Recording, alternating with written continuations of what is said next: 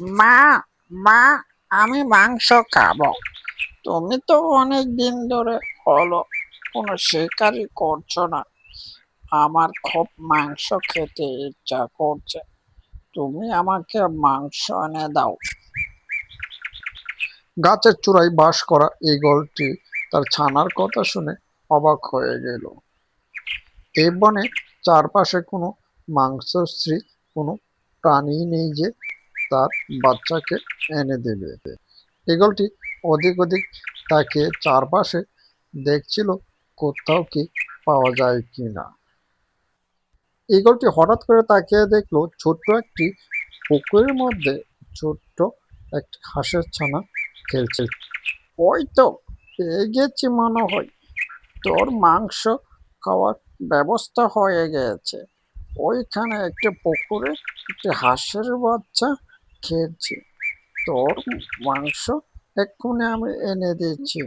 আমি এক্ষুনি গিয়ে এই হাঁসের ছানাটা উঠিয়ে এনেছি তোর জন্য।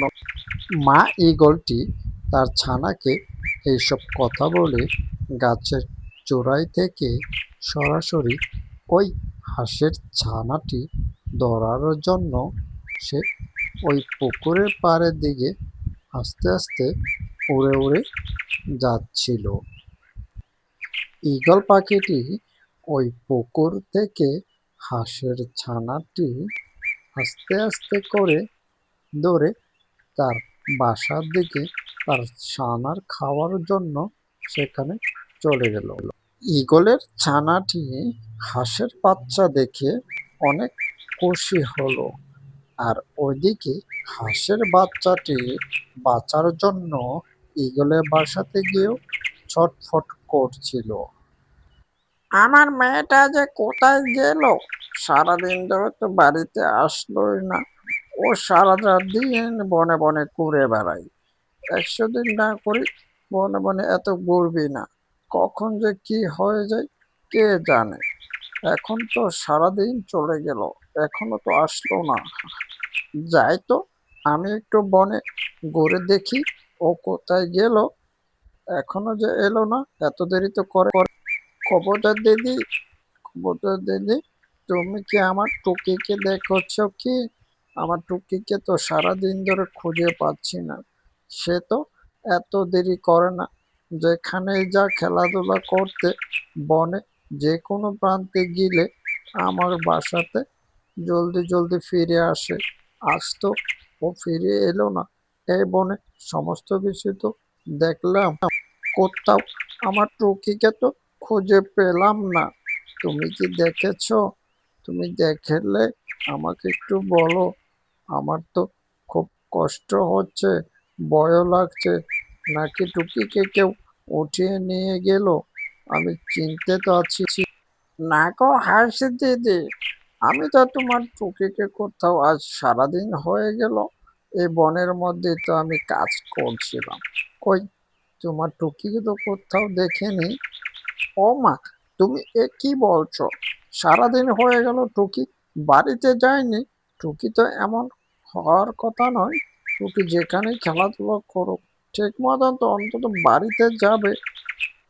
ও, আমার ভালো কথা মনে পড়েছে। তোমার টুকিকে ওই ইঁদুরের সাথে সকালবেলা দেখেছিলাম ওই পাশের বনে পুকুর পাড়ে খেলা করতে। তুমি এক কাজ করো, ওই ইঁদুরের বাড়িতে যাও। গেলে তুমি টুকির খবর ও সন্ধান মিলবে।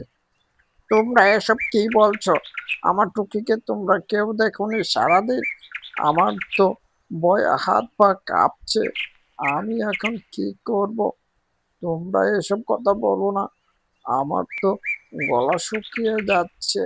যাই, এখন শেষ ভরসা ওই ইঁদুরের কাছে যাই। গিয়ে দেখি ও কি কিছু জানতে পারে কিনা। ওকে জিজ্ঞাসা করে গিয়ে দেখি আমার টুকিকে পাওয়া যায় কিনা। গিয়ে ইঁদুর, তোর কাছে এসেছিলাম। তোর সাথে তো আমার টুকি খেলাধুলা করে, সারাদিন তো তোর সাথে ঘোরাফেরা করে। তুই তো সবসময় টুকির সাথেই থাকিস। আজ সারাদিন হয়ে গেল টুকি তো বাড়িতেই গেল না। টুকি কোথায় আছে তুই কি কিছু জানিস? তুই জানলে আমাকে বল। আমার তো এই টুকির চিন্তায় খানা পিনা সব বন্ধ হয়ে গিয়েছে। আমার তো এখন হাত পা কাঁপা শুরু করছে। মাসিমা, আমি তো টুকির সাথে খেলছিলাম, কিন্তু একটা সর্বনাশ হয়ে গিয়েছে। আমি তো তোমাকে বলতে ভুলে গিয়েছিলাম। টুকি আর আমি একসাথে খেলছিলাম, তখন হঠাৎ করে বনের ওই ঈগলটা এসে টুকিকে উঠিয়ে নিয়ে যায়। আমি ভয়ে এই পুকুর পাড়ে একটি ঝোপের ভিতরে লুকিয়ে যাই। আমাকে দেখতে পারেনি টুকিকে সে উঠিয়ে নিয়ে গিয়েছে তার বাসায়। আমার তো সর্বনাশ হয়ে গিয়েছে। আমি যে ভয়টা পেয়েছিলাম সেটাই হলো সত্যি। তোর সাথে এমন ঘটনা ঘটলো, তুই আগে কেন আমাকে বলিসনি? এতক্ষণে তো আমার টুকিকে মনে হয় খেয়েই ফেলেছে। তুই এই কথা এখন কেন আমাকে বললি? তুই আমাকে আগে বললে তো আমি টুকিকে বাঁচাতে পারতাম। এখন আমি কি করব? যাই আমি বনের টুনি পাখির কাছে যাই, গিয়ে দেখি বিচার পাই কিনা। আরে টুনি, আমি এসেছি তোর কাছে। তুই তো জানিস আমার এই টুকি ছাড়া আমার আর এ বনে কেউ নেই। এই টুকিকে নিয়েই আমি বেঁচে আছি। টুকি আর ইঁদুরে আজকে বনের ওই পারে এক পুকুর আছে, সেখানে খেলতে গিয়েছিল। আর হঠাৎ করে ওই ঈগল পাখি এসে টুকিকে উঠিয়ে নিয়ে গেল। হাসি দিদি, তোমার তো আমি সমস্ত কথাই শুনলাম। ঠিক আছে, তুমি এখন চলে যাও। কালকে এসো, আমি ওই ঈগল পাখিকে রাজসভায় ডাকবো। তখন নয় ওই ঈগল পাখির বিচার করা হবে, কেন সে তোমার ছানাকে উঠিয়ে নিয়ে যাবে। তার বিচার কঠিন থেকে কঠিন করব। শোনো ঈগল ভাই, হাঁস দিদি তোমার নামে এই দরবারে বিচার ডেকেছে। তুমি নাকি তার ছানা টুকিকে উঠিয়ে নিয়ে গিয়েছো এবং তাকে তুমি খেয়ে ফেলেছো। সেই অপরাধে তোমাকে আজ এখানে ডাকা হলো। তোমাকে তো আমি আগে জানিয়ে দিয়েছি, তুমি যেন এ বনে কোনো পশু পাখিকে হত্যা না করো।